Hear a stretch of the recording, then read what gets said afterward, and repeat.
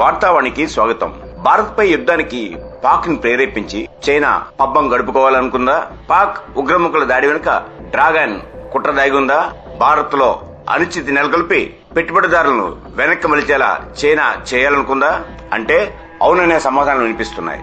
China తన వ్యాపారాలను నిలబెట్టుకునేందుకు పాక్ ను పావుగా వాడుకుంటే అందుకు మూర్ఖంగా తలూపిన పాపానికి పాక్ మూల్యం చెల్లించుకుంటోంది. కాశ్మీర్ లో ప్రశాంత వాతావరణం చూసి ఓర్వలేక దాయాది దేశం తన కుయుక్తులను అమలు చేసిందని యావత్ భారతం భావించింది. అయితే దీని వెనుక చైనా హస్తం దాగి ఉందన్న భావనలు పరిశీలకులు వ్యక్తం చేస్తున్నారు. అమెరికా వాణిజ్య సుంకాలు పెంపు తర్వాత భారత్ వాణిజ్యపరంగా చైనాకి ధీటుగా ఎదుగుతోంది.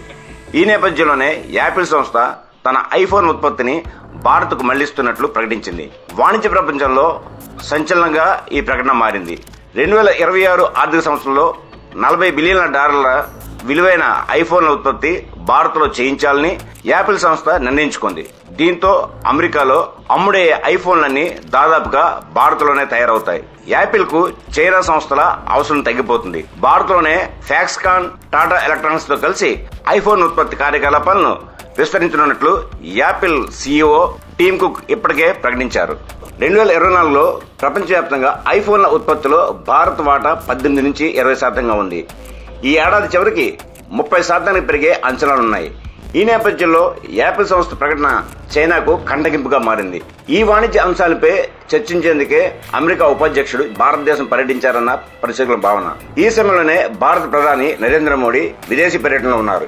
ఈ నేపథ్యంలోనే పెహల్గాం లో పాక్ ఉగ్రముఖులను చైనా ప్రేరేపించిందన్న వాదన వినిపిస్తోంది.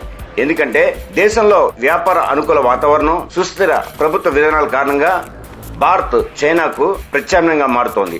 ఈ అభివృద్ధిని నిరోధించాలంటే భారత్ లో అనిశ్చితి నెలకొనాలి. వాణిజ్యవేత్తలు భారత్ లో పెట్టుబడులు పెట్టేందుకు వెనుకంజ వేయాలి. తద్వారా తాను లబ్ధి పొందాలని చైనా ఈ కుట్రకు పూనుకుందని విశ్లేషకుల భావన.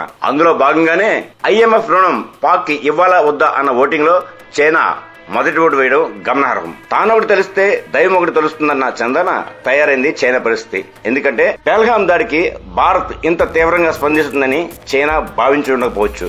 ఆపరేషన్ సింధూర పేరుతో పాకిస్తాన్ ని అతలాకుతలం చేస్తుందని కూడా ఊహించి ఉండకపోవచ్చు. ఇప్పుడు శాంతి ప్రవచనాలు వల్లిస్తూ లబోదిబోమంటోంది. ఒకవైపు అంతర్గతంగా బలూచిస్తాన్ లిబరేషన్ ఆర్మీ స్వేచ్ఛ కోసం పోరాటం సాగిస్తోంది. పాక్ సైన్యాన్ని తరిమికొట్టి బలూచిస్తాన్ రాజధాని కీటాను స్వాధీనపరుచుకున్నామని, తమను స్వతంత్ర దేశంగా గుర్తించమని BLA ప్రకటించింది. మరోపక్క పాక్ ఆక్రమిత కాశ్మీర్ ను ఆక్రమించుకోవాలన్న డిమాండ్ యావత్ భారతం వినిపిస్తోంది. అలా జరగకూడదన్నదే చైనా భావన. ఎందుకంటే Pakistan economic corridor belt and road project లో గత ఏడాది కాలంలో $60 బిలియన్ చైనా పెట్టుబడి పెట్టింది. ఈ నేపథ్యంలో ఈ యుద్ధం తీవ్రతరమైతే రోడ్డు మార్గం ద్వారా మిడిల్ ఆసియాను అనుసంధానించాలనుకునే చైనా కలర్ ప్రాజెక్టుకు గండిపడినట్టే. భస్మాసుర హస్తం అంటే ఇదేనేమో. ఇంతటితో మా ఈ కథనం సమాప్తం.